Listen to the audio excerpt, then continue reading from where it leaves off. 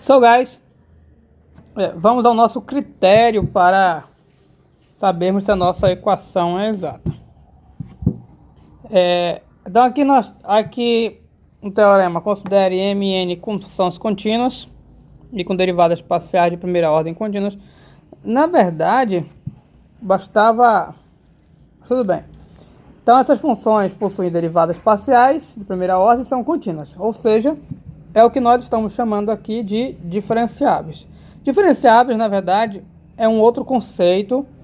Ela não precisa ter necessariamente as derivadas parciais contínuas. Aliás, é uma consequência. Mas para efeitos de simplificação, nós iremos utilizar derivadas, o termo diferenciável como sendo derivadas parciais e derivadas contínuas, ok? E nossa função está definida, ou pelo menos tem essas derivadas contínuas, em um retângulo, que ele chamou de região R. Perceba que a variável x está em um intervalo e a variável y está em outro intervalo. Então, quando você tem um x variando em um intervalo e o y variando em outro intervalo, se você fizer o cruzamento, você vai ver que a região, na verdade, é um retângulo. Por isso que a gente chama de retângulo, porque é um retângulo. Ok? O que mais? E só um detalhe, o x já está variando em um retângulo, então, quando a gente falar da solução, o intervalo de solução vai estar, obviamente, dentro desse intervalinho aqui. Então, a condição necessária e suficiente, não só necessária, mas já será suficiente, para que a equação seja uma diferencial exata, é essa condição. Veja, o que significa... aqui ele não utilizou o termo de equação exata, ele usou o termo de diferencial exata. Mas será um equivalente para os nossos conceitos. Ok, guys? Essa equação ser uma... Isso aqui, na verdade, equação não, perdão. Isso aqui é uma diferencial.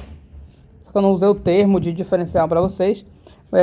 Pode ser considerado como uma expressão, mas essa expressão dizer que ela é uma diferencial exata equivale a dizer que essa equação é exata.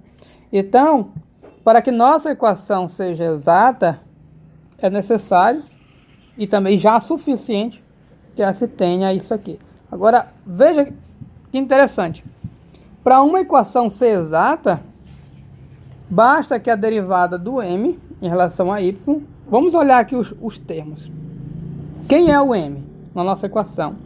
O m é o cara que acompanha o x. E o que acompanha o x, eu vou derivar em relação a y. O n é o que acompanha o y. E o que acompanha o y, eu vou derivar em relação a x. Então, você cruza as variáveis. O que ele diz é o seguinte, esse teorema. Se você tiver...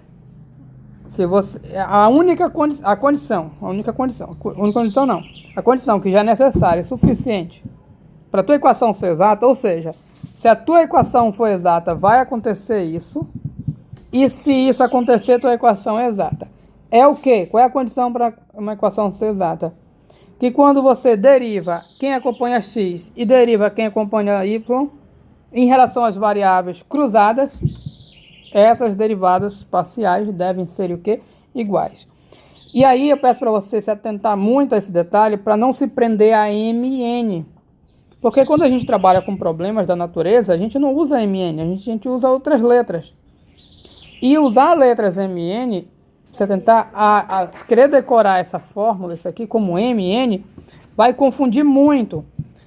E de modo geral, quando você vê um resultado, um teorema em matemática, tende a não decorar. Decorar confunde. Então você vai compreender a situação. Esse M e N, veja o que ele está representando. O M representa quem acompanha o X. Nem importa quem é X também. O importante é cada um acompanha os diferenciais. E eu tenho as respectivas derivadas nas variáveis cruzadas.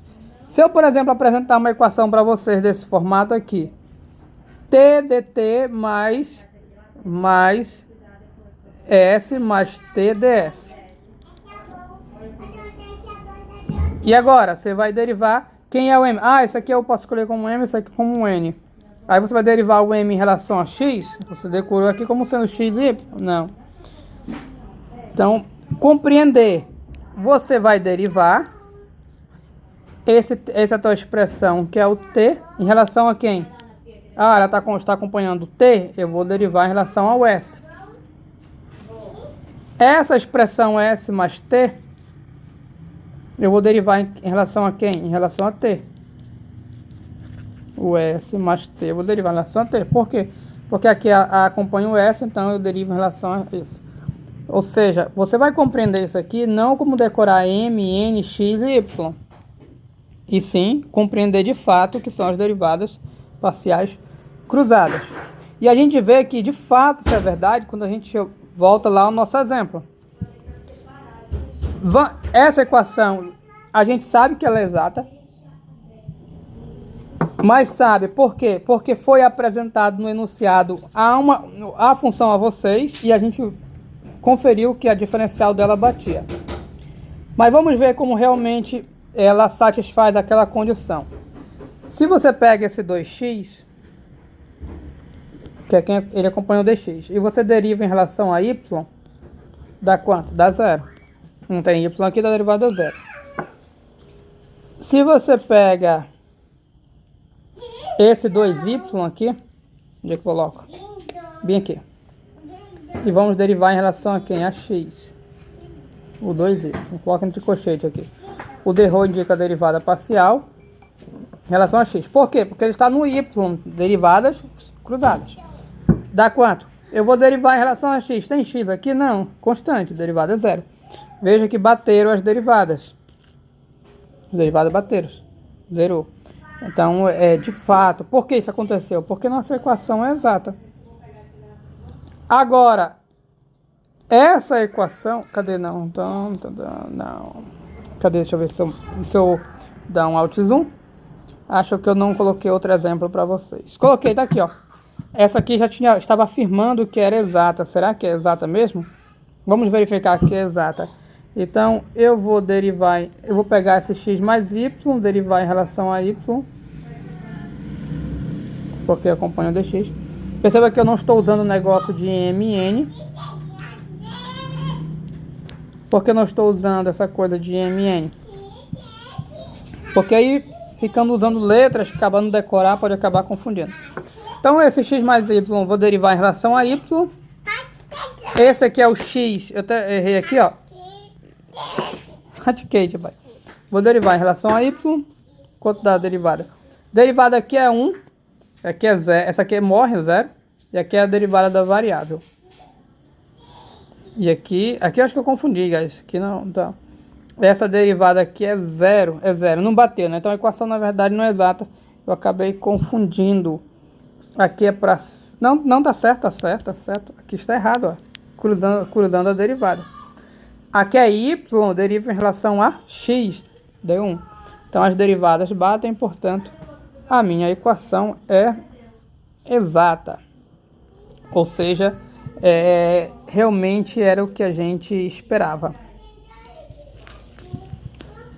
Tudo bem, mas e esse resultado? Por que ele é verdadeiro? Será que ele realmente é verdadeiro? Então a gente vai... para não ficar longo esse vídeo, no próximo vídeo a gente vai mostrar que esse resultado é verdadeiro.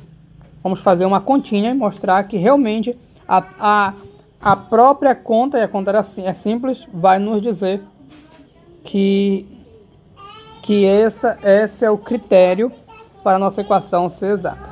Ok? Thanks.